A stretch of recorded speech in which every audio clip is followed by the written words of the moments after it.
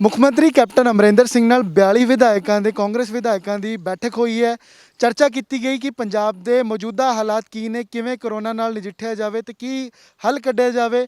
Revenue ਨੂੰ ਲੈ ਕੇ ਵੀ ਕੇਂਦਰ ਨੂੰ ਖੱਤ ਕੈਪਟਨ ਸਰਕਾਰ ਲਿਖਦੀ ਹੈ। ਸਾਡੇ ਨਾਲ ਰਣਦੀਪ ਸਿੰਘ ਨਾਭਾ ਨੇ ਇਜ਼ਰਾਈਲ ਦੀ ਇੱਕ ਰਿਪੋਰਟ ਨੂੰ ਕੋਟ ਕੀਤਾ ਹੈ ਤੇ ਕਿਹਾ ਹੈ ਕਿ ਜਿਵੇਂ ਇਜ਼ਰਾਈਲ ਦੇ ਅੰਦਰ ਇੱਕ ਡਾਕਟਰ ਨੇ ਉਹਨਾਂ ਦੀ ਰਿਪੋਰਟ ਸਾਹਮਣੇ ਆਈ ਸੀ, ਉਵੇਂ ਹੀ ਸਰਕਾਰ ਲੋਕਡਾਊਨ ਹੈ ਜਿਹੜਾ ਉਹਨੂੰ ਕਦੋਂ ਤੱਕ ਬੰਦ ਰੱਖੇਗੀ। ਵੈਕਸੀਨ ਤਿਆਰ ਹੁੰਦੇ ਹੁੰਦੇ 1.5 ਸਾਲ ਲੱਗ ਜਾਣੇ। ਗੱਲਬਾਤ ਕਰਾਂਗੇ ਸਰ, ਕਿਵੇਂ ਰਿਪੋਰਟ ਜਿਹੜੀ ਹੈ ਕੋਟ ਕੀਤੀ ਗਈ ਹੈ ਤੁਸੀਂ, ਔਰ ਪੰਜਾਬ ਨੂੰ ਕਿਵੇਂ ਰਿਲੇਟ ਕੀਤਾ ਜਾ ਸਕਦਾ ਹੈ। YouTube ਤੇ ਇਹ ਰਿਪੋਰਟ ਸੀ ਕਿਉਂਕਿ ਆਪਾਂ ਇੰਨੇ ਦਿਨ ਤੋਂ ਲੋਕਡਾਊਨ 'ਚ ਸਾਰੇ ਘਰਾਂ 'ਚ ਆਪਾਂ ਪੜ੍ਹਾਈ ਕਰ ਰਹੇ ਹਾਂ, ਅਖਬਾਰ ਪੜ੍ਹਦੇ ਹਾਂ, ਕਿਤਾਬਾਂ ਪੜ੍ਹ ਰਹੇ ਹਾਂ। ਤਾਂ YouTube 'ਚ ਦੇਖ ਕੇ ਮੈਨੂੰ ਬੜੀ ਇੱਕ ਹੈਰਾਨਗੀ ਦੀ ਗੱਲ ਹੋਈ।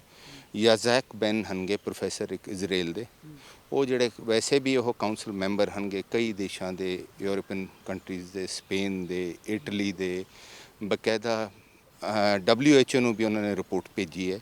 ਉਹਨਾਂ ਨੇ ਜ਼ਿਕਰ ਕੀਤਾ ਹੈ ਕਿ ਜਿਹੜੀ ਇਹ ਮਹਾਮਾਰੀ ਬਿਮਾਰੀ ਹੈ ਕਰੋਨਾ COVID-19 ਜਿਹਨੂੰ ਆਪਾਂ ਕਹਿੰਦੇ ਹਾਂ, ਇਹ ਵਾਇਰਸ ਪਰਮਾਨੈਂਟ ਹੈ, ਜਿਹਦੇ ਲਈ ਇਹ ਮਿਊਟੇਟ ਕਾਫੀ ਹੋ ਚੁੱਕੀ ਹੈ, 10 ਵਾਰ ਮਿਊਟੇਟ ਹੋ ਚੁੱਕੀ ਹੈ, ਜਿਹਦੇ ਕਰਕੇ ਜਿਹੜਾ ਇਨਸਾਨ ਦਾ ਸਰੀਰ ਹੈ ਉਸ ਨੂੰ ਫਾਈਟ ਨਹੀਂ ਕਰ ਪਾ ਰਿਹਾ। ਕਿਉਂਕਿ ਕਈ ਦੇਸ਼ ਐਸੇ ਮਹਿਸੂਸ ਕਰ ਰਹੇ ਜਿਵੇਂ ਡੋਨਲਡ ਟਰੰਪ ਨਿਕਲ ਕੇ ਆ ਕਿ ਚੀਨ ਨੇ ਕੈਮੀਕਲ ਵਾਰਫੇਅਰ ਤਿਆਰ ਕੀਤਾ। ਤਾਂ ਹੋ ਸਕਦਾ ਹੈ ਉਹ ਇਨਵੈਸਟੀਗੇਸ਼ਨ ਰਿਵੀਲ ਗਾਹਾਂ ਕਰਨਗੇ। ਲੇਕਿਨ ਉਸਨਾਂ ਨੇ ਜ਼ਿਕਰ ਕੀਤਾ ਹੈ ਇਜ਼ਰਾਈਲ ਦੇ ਪ੍ਰੋਫੈਸਰ, ਉਹਨਾਂ ਦਾ ਨਾਮ ਹੈਗਾ ਯਤਜ਼ੈਕ ਬੈਨ, ਜਿਹੜੇ ਨੇ ਜ਼ਿਕਰ ਕੀਤਾ ਹੈ ਕਿ ਇਹ ਜਿਹੜੀ ਵਾਇਰਸ ਹੈ ਇਹਨੂੰ ਲਗਭਗ 6 ਹਫ਼ਤੇ ਲੱਗਦੇ ਹੈ ਪੀਕ ਕਰਨ ਨੂੰ।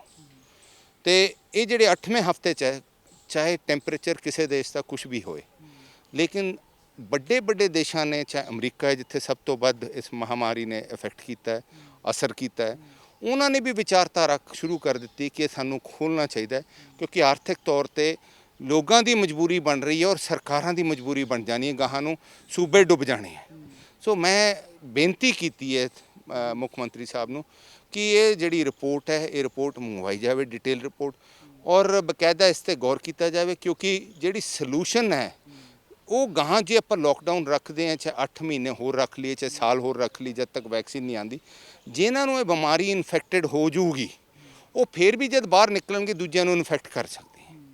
ਸੋ ਇਹ ਟੈਂਪਰੇਰੀ ਸੋਲੂਸ਼ਨ ਹੋ ਸਕਦਾ ਹੈ, ਪਰਮਾਨੈਂਟ ਸੋਲੂਸ਼ਨ ਨਹੀਂ ਹੈ। ਤਾਂ ਫੇਜ਼ ਤਰੀਕੇ ਨਾਲ ਜਿੱਥੇ ਗ੍ਰੀਨ ਜ਼ੋਨ ਹੋਣਗੇ ਉੱਥੇ ਮੈਂ ਬਕਾਇਦਾ ਉਹਨਾਂ ਨੂੰ ਅਪੀਲ ਕੀਤੀ ਹੈ, ਬੇਨਤੀ ਕੀਤੀ ਹੈ ਮੁੱਖ ਮੰਤਰੀ ਸਾਹਿਬ ਨੂੰ। ਨਿਰਣੇ ਉਹਨਾਂ ਦਾ ਹੈ ਕਿ ਕਿਸ ਫੇਜ਼ ਨਾਲ, ਕਿਸ ਤਰੀਕੇ ਨਾਲ, ਕਿਉਂਕਿ ਉਹਨਾਂ ਨੇ ਪਹਿਲਾਂ ਲੋਕਡਾਊਨ ਦੇਸ਼ ਸਭ ਤੋਂ ਪਹਿਲਾਂ ਕੀਤਾ। ਤਾਂ ਮੈਂ ਸਮਝਦਾ ਉਸ ਦਾ ਇਲਾਹਾ ਲਾਭ ਫਾਇਦਾ ਪੰਜਾਬ ਨੂੰ ਖੱਟਿਆ ਅੱਜ ਕਿ ਸਾਡੇ ਕੇਸ ਸਾਰੇ ਦੇਸ਼ ਨਾਲੋਂ ਤਕਰੀਬਨ ਵੱਧ ਹਣਗੇ, ਮਾਰਜਨਲਾਈਜ਼ ਹਣਗੇ, ਤੇ ਉਸ ਦਾ ਫਾਇਦਾ ਵੀ ਹੋਇਆ। ਲੇਕਿਨ ਇਹਦਾ ਪ੍ਰੋਸੈਸ ਨਿਪਟਾਰਾ ਨਹੀਂ ਹੋਇਆ। ਤਾਂ ਜੇ ਨਿਪਟਾਰਾ ਕਰਨਾ, ਹੌਲੀ ਹੌਲੀ ਲੋਕਾਂ ਦੀ ਜਿਹੜੀ WHO ਦੀ ਗਾਈਡਲਾਈਨ ਹਨ, ਹੱਥ ਧੋਣੇ, ਤੁਹਾਡੇ ਸਾਬੁਨ ਨਾਲ ਡਿਸਇਨਫੈਕਟਡ ਰਹਿਣਾ ਔਰ ਬਕਾਇਦਾ ਸੋਸ਼ਲ ਡਿਸਟੈਂਸਿੰਗ ਰੱਖਣਾ, ਇਹ ਨੋਰਮਸ ਅਸੀਂ ਸਮਾਜਿਕ ਤੌਰ 'ਤੇ ਜਾਗਰੂਕਤੀ ਵੀ ਆ ਗਈ ਕਿਉਂਕਿ ਹਰ ਇਨਸਾਨ ਨੂੰ ਆਪਣੀ ਜ਼ਿੰਦਗੀ ਪਿਆਰੀ ਹੋਣੀ ਸ਼ੁਰੂ ਹੋ ਗਈ ਹੈ, ਡਰ ਵੀ ਪੈ ਗਿਆ ਹੈਗਾ ਬਿਮਾਰੀ ਤੋਂ। ਤਾਂ ਮੈਂ ਸਮਝਦਾ ਜੇ ਕੁਛ ਨਾ ਕੁਛ ਫੇਸ ਤਰੀਕੇ ਨਾਲ ਜੇ ਇੰਡਸਟਰੀ ਨੂੰ ਰਾਹਤ ਦਿੱਤੀ ਜਾਵੇ, ਘੱਟ ਤੋਂ ਘੱਟ ਇੱਕ ਰੈਵਨਿਊ ਦਾ ਸਾਧਨ ਸੂਬੇ ਲਈ ਬਣ ਜਾਊਗਾ ਔਰ ਸਾਡੇ ਸੂਬੇ ਇਸ ਤੋਂ ਬਚਣਾ ਸ਼ੁਰੂ ਹੋ ਜਾਣ। ਕਿਉਂਕਿ ਕੇਂਦਰ ਦੀ ਸਰਕਾਰ ਨੂੰ ਮੁੱਖ ਮੰਤਰੀ ਸਾਹਿਬ ਨੇ ਬਾਰ-ਬਾਰ ਚਿੱਠੀਆਂ ਲਿਖੀਆਂ ਕਿ ਸਾਨੂੰ GST ਦਾ ਸਾਡਾ ਹਿੱਸਾ ਦੇ ਦਿਓ, ਲੇਕਿਨ ਕੇਂਦਰ ਸਰਕਾਰ ਦੇ ਨਹੀਂ ਰਹੀ। ਉਹਨਾਂ ਨੇ ਇਹ ਵੀ ਅਪੀਲ ਕੀਤੀ ਹੈ ਕਿ ਜਿਹੜੇ ਹੈਗੇ ਠੇਕੇ ਟੁਕੇ 6000 ਕਰੋੜ ਦਾ ਸਾਨੂੰ ਰੈਵਨਿਊ ਦਾ ਜਿਹੜਾ ਹੈਗਾ ਨੁਕਸਾਨ ਹੋ ਰਿਹਾ ਸਾਲਾਨਾ, ਤਾਂ ਉਹ ਵੀ ਇਹਨਾਂ ਨੇ ਇਜਾਜ਼ਤ ਨਹੀਂ ਦਿੱਤੀ। ਸੋ ਇੱਕ ਜ਼ਰੀਆ ਹੈਗਾ, ਜੇ GST ਪੈਦਾ ਹੁੰਦਾ ਤਾਂ ਕੇਂਦਰ ਦੀ ਸਰਕਾਰ ਦੇ ਹਿੱਸੇ ਜਾਂਦਾ, ਉਹਦਾ ਹਿੱਸਾ ਸਾਡਾ ਪੰਜਾਬ ਸਰਕਾਰ ਨੂੰ ਵੀ ਮਿਲਦਾ। ਤਾਂ ਮੈਂ ਸਮਝਦਾ ਇਸ ਦੇ ਨਾਲ ਸਾਨੂੰ ਪੰਜਾਬ ਨੂੰ ਜੇ ਇੰਡਸਟਰੀ ਨੂੰ ਤਰੀਕੇ ਸੇ ਰਾਹਤ ਦੇਣੀ ਸ਼ੁਰੂ ਕਰ ਦਾਂਗੇ, ਚਾਹੇ ਰਾਤ ਨੂੰ ਚਲਾਉਣ, ਚਾਹੇ 6 ਘੰਟੇ ਦੇਣ, 4 ਘੰਟੇ ਦੇਣ, ਬਟ ਅਲਟੀਮੇਟਲੀ ਇਹ ਜਿਹੜਾ ਨਿਰਣੇ ਫੈਸਲਾ ਹੈ, ਜਿਹੜੀ ਕੋਰ ਕਮੇਟੀ ਮਾਨਯੋਗ ਡਾਕਟਰ ਮਨਮੋਹਨ ਸਿੰਘ ਸਾਡੇ ਬਹੁਤ ਹੀ ਇੰਟਲੈਕਟ ਇਕਨੋਮਿਕਸ ਦੇ ਮੁਖੀਆ ਰਹੇ ਹਨਗੇ, ਦੇਸ਼ ਦੇ ਪ੍ਰਧਾਨ ਮੰਤਰੀ ਰਹੇ, ਉਹਨਾਂ ਦੀ ਰਹਿਨਵਾਈ ਹੇਠ ਮੋਂਟੇਕ ਸਿੰਘ ਅਲੂਵਾਲੀਆ ਵਗੈਰਾ ਕਾਫੀ ਸੀਨੀਅਰ ਮੈਂਬਰ ਹਨਗੇ, ਉਹ ਬਕਾਇਦਾ ਇਸੇ ਸਾਡੇ ਜਿਹੜੇ ਓਪੀਨੀਅਨਸ ਹਨ ਉੱਥੇ ਲੈਣਗੇ, ਮੁੱਖ ਮੰਤਰੀ ਸਾਹਿਬ ਉਹਨਾਂ ਨਾਲ ਡਿਸਕਸ ਕਰਨਗੇ, ਫਿਰ ਉਹ ਨਿਰਣੇ ਲੈ ਲੈਣਗੇ ਜੋ ਪੰਜਾਬ ਦੇ ਫਾਇਦੇ ਲਈ ਹੋਵੇਗਾ। ਠੇਕਿਆਂ 'ਤੇ ਕਿੰਨੇ ਵਿਧਾਇਕਾਂ ਨੇ ਸਹਿਮਤੀ ਦਿਖਾਈ ਹੈ ਕਿ ਠੇਕੇ ਹੈ ਜਾਂ ਚਲੋ ਹੋਰ ਵੀ ਸਾਧਨ ਨੇ ਰੈਵਨਿਊ ਦੇ, ਕਿ ਉਹਨਾਂ ਨੂੰ ਪ੍ਰਾਇੋਰਟੀ 'ਤੇ ਪਹਿਲਾਂ ਤਾਂ ਖੋਲ੍ਹਣਾ ਚਾਹੀਦਾ? ਨਹੀਂ, ਦੇਖੋ ਠੇਕਿਆਂ ਦਾ ਕੋਈ ਮਸਲਾ ਅੱਜ ਖੜਾ ਨਹੀਂ ਹੋਇਆ, ਨਾ ਉੱਥੇ ਚਰਚਾ ਹੋਈ ਹੈ। ਬਕਾਇਦਾ ਜਿਹੜਾ COVID-19 'ਤੇ ਉਹਨਾਂ ਨੇ ਸੁਝਾਅ ਲਿੱਤੇ ਸੀ ਕਿ ਕੀ ਪੰਜਾਬ ਨੂੰ ਆਪਾਂ ਕਿਸ ਤਰੀਕੇ ਨਾਲ ਬਚਾ ਸਕਦੇ ਹਾਂ ਔਰ ਪੰਜਾਬ ਕਿਸ ਤਰੀਕੇ ਨਾਲ ਅੱਗੇ ਚੱਲ ਸਕਦਾ ਹੈ।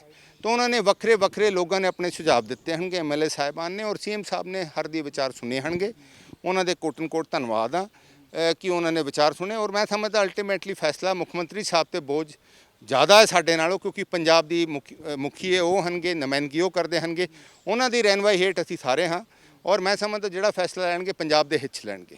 ਇੱਕ ਜਿਹੜਾ ਵਿਧਾਇਕ ਕਿੰਨੇ ਸਹਿਮਤ ਸੀਗੇ ਇਹਦੇ ਨਾਲ ਤੋਂ ਕਿ ਲੋਕਡਾਊਨ ਵਧਾ ਕੇ ਕੋਈ ਹੱਲ ਨਹੀਂ ਹੈ, ਹੌਲੀ ਹੌਲੀ ਪਾਰਸ਼ਲੀ ਜਾਂ ਤਾਂ ਇਹਨੂੰ ਖੋਲ੍ਹਿਆ ਜਾ ਸਕਦਾ ਹੈ, ਜਾਂ ਕਿਉਂਕਿ ਵੈਕਸੀਨ ਆਉਣ ਨੂੰ 1.5 ਸਾਲ ਲੱਗ ਜਾਣਾ ਜਿਵੇਂ ਤੁਸੀਂ ਦੱਸਿਆ। ਦੇਖੋ ਮੈਂ ਸਮਝਦਾ ਹਰ ਦੇ ਮਨ 'ਚ ਕਿੰਤੂ ਪ੍ਰੰਤੂ ਹੈ ਕਿ ਆਪਾਂ ਨੂੰ ਆਸ ਸੀ ਕਿ ਐਸੀ ਬਿਮਾਰੀ ਕਦੇ ਸੰਸਾਰ 'ਚ ਸਾਰੇ ਸੰਸਾਰ ਨੂੰ ਖੜਾ ਦੂਗੀ, ਕਦੇ ਉਮੀਦ ਨਹੀਂ ਸੀ। ਤਾਂ ਅੱਜ ਜਿਹੜੀ ਲੇਬਰ ਹੈਗੀ ਉਹ ਵੀ ਆਸ ਕਰਕੇ ਬੈਠੀ ਹੈ। ਇੰਡਸਟਰੀਅਲ ਟਾਊਨਸ ਜਿਵੇਂ ਮੰਡੀ ਗੋਬਿੰਦਗੜ੍ਹ 'ਚ ਵਿਸ਼ੇਸ਼ ਤੌਰ ਤੇ ਉਹ ਵੀ ਆਸ ਨਾਲ ਬੈਠੀ ਕਿ ਲੋਕਡਾਊਨ ਖੁੱਲ੍ਹੇ ਅਸੀਂ ਨੌਕਰੀਆਂ ਤੇ ਚੱਲਣ, ਸਾਡੀ 2 ਵਕਤ ਦੀ ਢਿੱਡ ਦੀ ਰੋਟੀ ਆਏ, ਸਾਡੇ ਬੱਚਿਆਂ ਦਾ ਪਾਲਣ ਪੋਸ਼ਣ ਕਰ ਸਕੀ।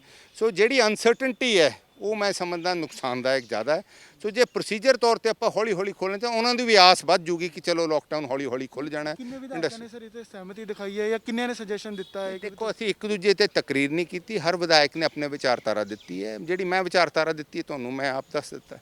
ਨਹੀਂ, ਪਰ ਤੁਸੀਂ ਐਨਾਲਾਈਜ਼ ਤਾਂ ਕੀਤਾ ਹੋਣਾ ਵੀ ਕਿੰਨੇ ਕੁ ਵਿਧਾਇਕ ਇਸ ਹੱਕ 'ਚ ਸੀਗੇ ਕਿ ਇਹ ਸੋਲੂਸ਼ਨ ਵੀ ਇੱਕ ਹੈਗਾ ਹੈ, ਜਿਵੇਂ ਤੁਸੀਂ ਇਜ਼ਰਾਈਲ ਦੀ ਰਿਪੋਰਟ ਨੂੰ ਕੋਟ ਕੀਤਾ। ਹੋਰ ਜਿਵੇਂ ਅਮਰੀਕ ਸਿੰਘ ਢਿੱਲੋਂ ਸੀ, ਉਹਨਾਂ ਨੇ ਵੀ ਆਹੀ ਗੱਲ ਕਹੀ ਕਿ ਲੋਕਡਾਊਨ ਨੂੰ 7 ਘੰਟੇ ਵਧਾਉਣਾ ਚਾਹੀਦਾ। ਕਿੰਨੇ ਕੁ 42 'ਚੋਂ ਤੁਹਾਨੂੰ ਲੱਗਦਾ ਕਿ ਐਟਲੀਸਟ 50% ਵਿਧਾਇਕ ਹੋਣਗੇ, ਜਾਂ ਕਿੰਨੇ ਪਰਸੈਂਟੇਜ ਲੱਗਦਾ ਕਿ ਜਿਹੜੇ ਇਸ ਹੱਕ 'ਚ ਨੇ? ਦੇਖੋ ਮੁੱਖ ਮੰਤਰੀ ਸਾਹਿਬ ਨੇ ਜ਼ਿਲ੍ਹਾ ਵਾਈਜ਼ ਹਰ ਵਿਧਾਇਕ ਦੀ ਸੁਣੀ ਹੈ। ਉਸ ਤੋਂ ਬਾਅਦ ਅਸੀਂ ਆਪਣੀ ਵਿਚਾਰ ਰੱਖ ਕੇ ਅਲਟੀਮੇਟਲੀ ਫੈਸਲਾ ਉਹਨਾਂ ਨੇ ਲੈਣੇ, ਉਹ ਸਾਡੇ ਮੁਖੀਆ ਹੋਣਗੇ। ਤੇ ਉਹਨਾਂ ਨੇ ਜਿਵੇਂ ਮੇਰੇ ਤਹਿਤ ਮੈਂ ਆਪਣੇ ਵਿਚਾਰ ਰੱਖੇ ਹਨਗੇ, ਕਈ ਮੇਰੇ ਨਾਲ ਸਹਿਮਤ ਹੋ ਸਕਦੇ, ਕਈ ਨਹੀਂ ਹੋ ਸਕਦੇ। ਸੋ ਬਕਾਇਦਾ ਉਸ ਦਾ ਜ਼ਿਕਰ ਨਹੀਂ ਹੋਇਆ, ਲੇਕਿਨ ਜਿੱਥੇ ਤੱਕ ਸਵਾਲ ਹੈ ਆਪਣੀ ਆਪਣੀ ਵਿਚਾਰਧਾਰਾ ਹਰ ਨੇ ਰੱਖੀ ਹੈ। ਔਰ ਜਿਨ੍ਹਾਂ ਨੇ ਮੁਨਾਸਿਬ ਸਮਝਿਆ ਹੈ ਉਹ ਕਿਉਂਕਿ ਬਾਅਦ ਚ ਬੋਲੇ ਹੋਣੇ ਉਹਨਾਂ ਨੇ ਸਹਿਮਤੀ ਦਿੱਤੀ, ਜਿਹੜੇ ਪਹਿਲਾਂ ਬੋਲੇ ਹੋਣੇ ਨਹੀਂ ਹੋਣੇ। ਕਿ ਅਸੀਂ ਜਦ ਆਪਣਾ ਹਲਕਾ ਮੁਕੰਮਲ ਕਰ ਦਿੱਤਾ ਉਸ ਤੋਂ ਬਾਅਦ ਅਸੀਂ ਉੱਠ ਕੇ ਆ ਗਏ ਸੀ। ਸਰ ਵਿਧਾਇਕਾਂ ਦੇ ਜਿਹੜੇ ਹਲਕੇ ਨੇ ਉਹਨਾਂ 'ਚ ਕਰੋਨਾ ਦੇ ਕਿਆ ਹਾਲਾਤ ਨੇ, ਉਸ ਤੇ ਵੀ ਚਰਚਾ ਹੋਈ ਹੈ? ਨਹੀਂ, ਦੇਖੋ ਹਰ ਨੇ ਆਪਣੀ ਆਪਣੀ ਪ੍ਰੋਬਲਮ ਆਪਣੇ ਆਪਣੇ ਹਲਕਿਆਂ ਦੀਆਂ ਦੱਸੀਆਂ ਹੈ।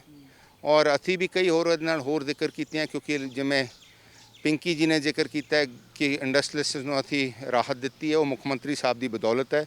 ਕਿਉਂਕਿ ਇੰਡਸਟਰੀਅਲਿਸਟਾਂ ਨੂੰ ਜਿਹੜੀ ਨਾ ਰਾਹਤ ਦਿੰਦੇ, ਮੈਂ ਸਮਝਦਾ ਜਿਹੜੇ ਮਿਨੀਮਮ ਚਾਰजेस ਉਹਨਾਂ ਨੇ ਮਾਫ ਕੀਤੇ ਹਨਗੇ, ਉਸ ਦਾ ਬੜਾ ਫਾਇਦਾ ਹੋਇਆ ਹੈ। ਫਿਕਸ ਚਾਰजेस ਲੱਗਦੇ ਸੀ, ਚਾਹੇ ਫੈਕਟਰੀ ਬੰਦ ਸੀ ਉਹਨਾਂ ਨੂੰ ਫਿਕਸ ਚਾਰजेस ਲੱਗਦੇ ਸੀ।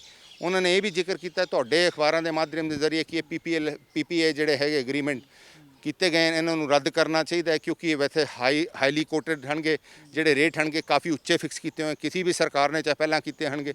ਤਾਂ ਮੈਂ ਸਮਝਦਾ ਇਹਨਾਂ ਤੇ ਰਿਵਿਊ ਕਰਕੇ ਜਿਹੜੇ ਲੋਕਾਂ ਦੇ, ਕਿਉਂਕਿ ਬਾਕੀ ਜੇ ਛੱਤੀਸਗੜ੍ਹ ਜਿਹੇ ਜਿਹੇ ਸੂਬੇ 3 ਰੁਪਏ ਪ੍ਰਤੀ 28 ਪੈਸੇ ਯੂਨਿਟ ਦੇ ਸਕਦੇ ਆ, ਤਾਂ ਸਾਨੂੰ ਵੀ ਬਿਜਲੀ ਸਸਤੀ ਕਰਨੀ ਚਾਹੀਦੀ। ਔਰ ਜਿਹੜੀ ਇੰਡਸਟਰੀ ਨੂੰ ਅਸੀਂ ਰਾਹਤ ਦੇ ਰਹੇ, ਗਰੀਬਾਂ ਦੀ ਵੀ ਇਹ ਸਾਡੇ ਕੰਨੀ ਹੋਣੀ, ਝਾਕ ਹੋਣੀ ਹੈ। ਤਾਂ ਉਸ ਲਈ ਢਿੱਲੋਂ ਸਾਹਿਬ ਨੇ ਬੇਨਤੀ ਕੀਤੀ, ਪਿੰਕੀ ਜੀ ਨੇ ਬੇਨਤੀ ਕੀਤੀ ਕਿ ਆਪਾਂ ਇਹਨਾਂ ਗਰੀਬਾਂ ਲਈ ਵੀ ਰਾਹਤ ਪਹੁੰਚੀ। ਔਰ ਮੈਂ ਸਮਝਦਾ ਅੱਛਾ ਸੁਝਾਅ ਹੈ ਕਿ ਜਿਹੜਾ ਵਿਸ਼ੇਸ਼ ਤੌਰ ਤੇ ਸਾਡੇ ਇੰਡਸਟਰੀਅਲ ਭਾਈਚਾਰੇ ਦਾ, ਕਿਉਂਕਿ ਉਸ 'ਚ ਸ਼ਾਮਿਲ ਕੀਤੇ ਗਏ ਸਾਡੇ ਪੁਲਿਸ ਦੇ ਮੁਲਾਜ਼ਮ ਫੋਰਸ ਦੇ, ਬਕਾਇਦਾ ਸਾਡੇ ਵੋਲੰਟੀਅਰ ਜਿਹੜੇ ਕਲਾਸ 4 EMPLOYEE ਸਾਡੇ ਸ਼ਹਿਰ ਸਾਫ਼ ਕਰਦੇ ਹਨਗੇ, ਉੱਥੇ EMPLOYEES ਗਲੀਆਂ ਨਾਲੀਆਂ 'ਚ ਵੜ ਕੇ ਸਫਾਈ ਰੱਖ ਰਹੇ ਹਨਗੇ, ਸੈਨੀਟਾਈਜ਼ ਕਰ ਰਹੇ ਹਨ। ਉਵੇਂ ਹੀ ਡਾਕਟਰਾਂ ਦਾ ਤੇ ਨਰਸਾਂ ਦਾ, ਤਾਂ ਮੈਂ ਸਮਝਦਾ ਉਹ ਸ਼ਾਮਿਲ ਕਰਨਾ ਚਾਹੀਦਾ ਹੈਗਾ ਪ੍ਰੈਸ ਦੇ ਮੌਜੂਦ ਅਤਿਥੀਗਣ ਸਾਹਿਬਾਨ ਨੂੰ, ਕਿਉਂਕਿ ਇਹ ਵੀ ਜਿਹੜੀ ਗੌਰਮੈਂਟ ਦੀ ਆਵਾਜ਼ ਹੈ ਲੋਕਾਂ ਤੱਕ ਪਹੁੰਚਾ ਰਹੇ ਹਨਗੇ, ਔਰ ਲੋਕਾਂ ਦੀ ਆਵਾਜ਼ ਅਖਬਾਰ ਦੇ ਜਾਂ ਇਲੈਕਟ੍ਰੋਨਿਕ ਮੀਡੀਆ ਦੇ ਜ਼ਰੀਏ ਗਵਰਨਮੈਂਟ ਤੱਕ ਪਹੁੰਚਾ ਰਹੇ ਹਨ। ਪ੍ਰੀਕਾਸ਼ਨਰੀ ਸਟੈਪਸ ਨੂੰ ਲੈ ਕੇ ਚਰਚਾ ਹੋਈ ਕਿ ਹੁਣ ਇਹੋ ਜਿਹੇ ਸਟੈਪਸ ਲਿੱਤੇ ਜਾਣ ਜਿਹੜੇ ਪਹਿਲਾਂ ਨਹੀਂ ਲਿੱਤੇ ਗਏ, ਕਿ ਉਸ ਤੇ ਵੀ ਕਿਸੇ ਵਿਧਾਇਕ ਨੇ ਆਪਣਾ ਪੱਖ ਰੱਖਿਆ ਚਰਚਾ? ਦੇਖੋ ਮੈਂ ਸਮਝਦਾ, ਮੈਂ ਆਪਣੇ ਬਾਰੇ ਜ਼ਿਕਰ ਕਰ ਸਕਦਾ ਕਿਉਂਕਿ ਮੈਂ ਜਿਹੜੇ ਆਪ ਵਿਚਾਰਧਾਰਾ ਰੱਖੀ ਹੈ ਉਹਦੇ ਬਾਰੇ ਮੈਂ ਜ਼ਿਕਰ ਕਰ ਸਕਦਾ। ਔਰ ਮੈਂ ਸਮਝਦਾ ਜਿੱਥੇ ਤੱਕ ਸਵਾਲ ਹੈ ਸੀਐਮ ਸਾਹਿਬ ਨੇ ਨਿਰਣਾ ਲੈਣਾ ਹੈ, ਮੁੱਖ ਮੰਤਰੀ ਸਾਹਿਬ ਨੇ ਫੈਸਲਾ ਲੈਣਾ ਹੈ। ਔਰ ਮੈਂ ਸਮਝਦਾ ਪੰਜਾਬ ਦੇ ਹਿੱਤ 'ਚ ਉਹ ਫੈਸਲਾ ਜ਼ਰੂਰ ਲੈਣਗੇ। ਪੰਜਾਬ ਦੇ ਤਹਿਤ ਉਹਨਾਂ ਨੇ ਪਹਿਲਾਂ ਵੀ ਬੜੇ ਅਹਿਮ ਫੈਸਲੇ ਲਿੱਤੇ, ਜਿਹਦੇ ਕਰਕੇ ਅੱਜ ਵੀ ਪੰਜਾਬ ਦੇ ਲੋਕ ਉਹਨਾਂ ਨੂੰ ਪੂਜਦੇ ਹਨਗੇ। ਔਰ ਮੈਨੂੰ ਪੂਰਨ ਵਿਸ਼ਵਾਸ ਹੈ ਕਿ ਪੰਜਾਬ ਦੇ ਹਿੱਤ 'ਚੋਂ ਅੱਛੇ ਫੈਸਲੇ ਲੈ ਕੇ ਪੰਜਾਬ ਨੂੰ ਤਰੱਕੀ ਦੀ ਲੀਣਾ ਤੇ ਅੱਗੇ ਮੈਡੀਕਲ ਪੁਆਇੰਟ ਆਫ ਵਿਊ ਤੋਂ ਚਰਚਾ ਨਹੀਂ ਹੋਈ ਬਿਲਕੁਲ? ਮੈਡੀਕਲ ਪੁਆਇੰਟ ਤੇ ਹੋਈ ਹੈ। ਦੇਖੋ ਮੈਡੀਕਲ ਤੇ ਤੁਸੀਂ ਹੁਣ ਜਿਹੜਾ ਤੁਸੀਂ ਆ ਬੀਇੰਗ ਅ ਪ੍ਰੈਸ ਰਿਪੋਰਟਰ ਤੁਸੀਂ ਆਪ ਡਰੇ ਹੋਏ ਹੋ, ਤੁਸੀਂ ਪੁੱਛ ਰਹੇ ਹੋ, ਹਰ ਇਨਸਾਨ ਚਿੰਤਕ ਹੈ। ਔਰ ਮੈਂ ਸਮਝਦਾ ਸਾਰੇ ਸੰਸਾਰ 'ਚ ਇਕੱਲੇ ਪੰਜਾਬ 'ਚ ਨਹੀਂ, health care will become N issue. ਔਰ ਹੈਲਥ ਕੇਅਰ ਤੇ ਤਵੱਜੋ ਦੇਣੀ ਲੋਕਾਂ ਨੇ ਸ਼ੁਰੂ ਕਰ ਦੇਣੀ ਹੈ, ਖਾਣ ਪੀਣ ਤੇ ਤਵੱਜੋ ਦੇਣੀ ਸ਼ੁਰੂ ਕਰ ਦੇਣੀ ਹੈ। ਔਰ ਜਿਹੜੇ ਸਰਕਾਰੀ ਹਸਪਤਾਲ ਹੈ ਮੈਂ ਸਮਝਦਾ ਉਹ ਵੀ ਹੌਲੀ ਹੌਲੀ ਅਪਗ੍ਰੇਡ ਹੋਣੇ ਸ਼ੁਰੂ ਹੋ ਜਾਣੇ, ਚਾਹੇ ਪ੍ਰਾਈਵੇਟ ਪਾਰਟਨਰਸ਼ਿਪ ਨਾਲ ਲੱਗ ਜਾਣ, ਚਾਹੇ ਉਹ ਸਰਕਾਰ ਦੇ ਅਧੀਨ ਹੋ ਜਾਣ। ਮੈਂ ਸਮਝਦਾ ਗਾਹਾਂ ਨੂੰ ਜਾਗਰੂਕਤੀ ਵੱਧ ਆ ਜਾਣੀ ਹੈ। ਵਿਧਾਇਕਾਂ ਨੇ ਆਪਣੇ ਪੈਕੇਜ ਲਈ ਵੀ ਕੁਝ ਕਿਹਾ ਜਾਂ ਹਲਕੇ ਲਈ? ਅੱਜ ਇਕੱਲਾ ਜਿਹੜੀ ਚਰਚਾ ਸੀ ਇਹ ਸੁਝਾਅ ਸੀਗੇ ਕੋਵਿਡ-19 ਦਾ ਕੀ ਕਰਨਾ ਚਾਹੀਦਾ, ਤੇ ਨਿਰਣੇ ਸੀਐਮ ਸਾਹਿਬ ਨੇ ਆਪ ਲੈਣਾ। ਧੰਨਵਾਦ ਜੀ, ਬਹੁਤ ਬਹੁਤ ਗੱਲ ਕਰਨ ਬਹੁਤ ਲਈ। ਬਹੁਤ ਸ਼ੁਕਰੀਆ। ਰਵਿੰਦਰ ਸਿੰਘ ਨਾਭਾ ਸੀਗੇ। ਦੱਸਿਆ ਕਿ ਇਜ਼ਰਾਈਲ ਦੀ ਰਿਪੋਰਟ ਨੂੰ ਇਹਨਾਂ ਨੇ ਕੋਟ ਕੀਤਾ ਹੈ ਕਿ ਲੋਕਡਾਊਨ ਨੂੰ ਜੇ ਫਰਜ਼ ਕੀਤਾ ਜਾਏ ਕਿ ਲੋਕਡਾਊਨ ਲੰਬਾ ਚੱਲਦਾ ਹੈ ਤਾਂ ਉਹਦੀ ਵੈਕਸੀਨ ਨੂੰ ਵੀ ਟਾਈਮ ਲੱਗਦਾ ਹੈ, ਜਿਸ ਨਾਲ ਆਰਥਿਕਤਾ ਪੰਜਾਬ ਦੀ ਸੰਕਟ ਵਿੱਚ ਆ ਸਕਦੀ ਹੈ, ਜਿਸ ਦੇ ਚੱਲਦੇ ਪਾਰਸ਼ਲੀ ਲੋਕਡਾਊਨ ਨੂੰ ਪੰਜਾਬ ਦੇ ਵਿੱਚ ਜਿਹੜਾ ਹੈ ਉਹ ਰਾਹਤ ਦਿੱਤੀ ਜਾ ਸਕਦੀ ਹੈ। ਔਰ ਨਾਲ ਹੀ ਇੰਡਸਟਰੀਜ਼ ਨੂੰ ਲੈ ਕੇ, ਬਿਜਲੀ ਨੂੰ ਲੈ ਕੇ ਪੰਜਾਬ ਦੇ ਜਿਹੜੇ ਸਰਕਾਰਾਂ ਨੇ, ਪੰਜਾਬ ਦੀ ਸਰਕਾਰ ਨੇ, ਉਹ ਇਸ ਤੇ ਸੋਚ ਸਕਦੀ ਹੈ, ਵਿਚਾਰ ਕਰ ਸਕਦੀ ਹੈ। ਹਾਲਾਂਕਿ ਜਿਹੜੀ ਨਜ਼ਰਾਂ ਨੇ ਉਹ ਮੁੱਖ ਮੰਤਰੀ ਵੱਲ ਨੇ ਕਿ ਕੀ ਉਹ ਇਸ ਤੇ ਐਲਾਨ ਕਰਦੇ ਨੇ ਤੇ ਕੀ ਰਾਹਤ ਕੇਂਦਰ ਵੱਲੋਂ ਮਿਲਦੀ ਹੈ। ਵੀਡੀਓ ਜਰਨਲਿਸਟ ਅਮਨਦੀਪ ਦੇ ਨਾਲ ਅਮਨ ਭਾਰਦਵਜ, ਜਗਬਾਣੀ ਚੰਡੀਗੜ੍ਹ।